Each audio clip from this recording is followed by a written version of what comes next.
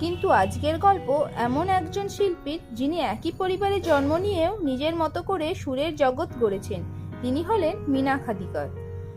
1931 সালে 7ই সেপ্টেম্বর এক সঙ্গীতময় পরিবারে জন্ম নেন মীনা।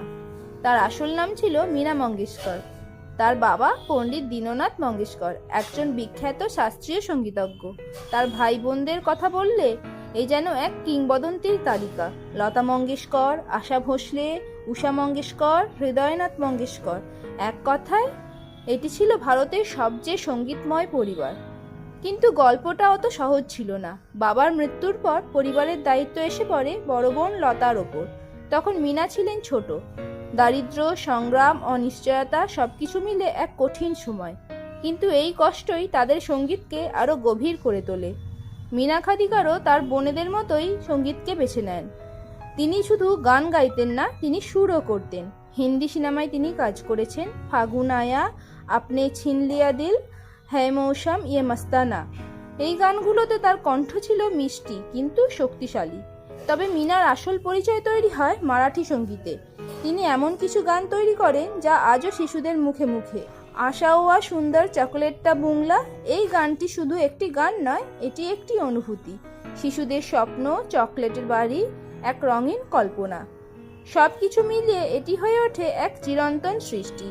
মীনা শুধু একজন শিল্পীই ছিলেন না, তিনি ছিলেন একজন মা। তার দুই সন্তান যোগেশ ও রচনা, এই সন্তানরাও তার সুরের পথেই হাঁটেন। একটি পরিবার যেখানে সঙ্গীত রক্তে মিশে আছে। কিন্তু একটা প্রশ্ন থেকেই যায়, এত প্রতিভাবান হওয়া সত্ত্বেও কেন মীনা খাদিকার এতটা পরিচিত নন?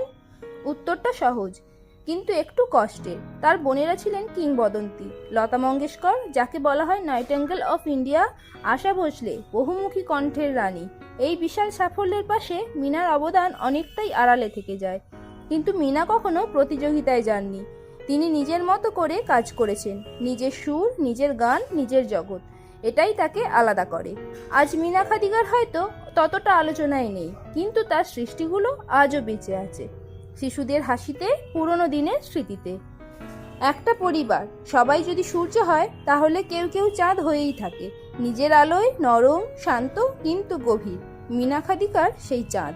তাই আজ যখন আমরা মঙ্গেশকর পরিবারের কথা বলি, তখন শুধু বড় নামগুলো নয়, এই নীরব শিল্পীকেও মনে রাখা উচিত, কারণ প্রতিটি সুরের পেছনে থাকে একটি অজানা গল্প।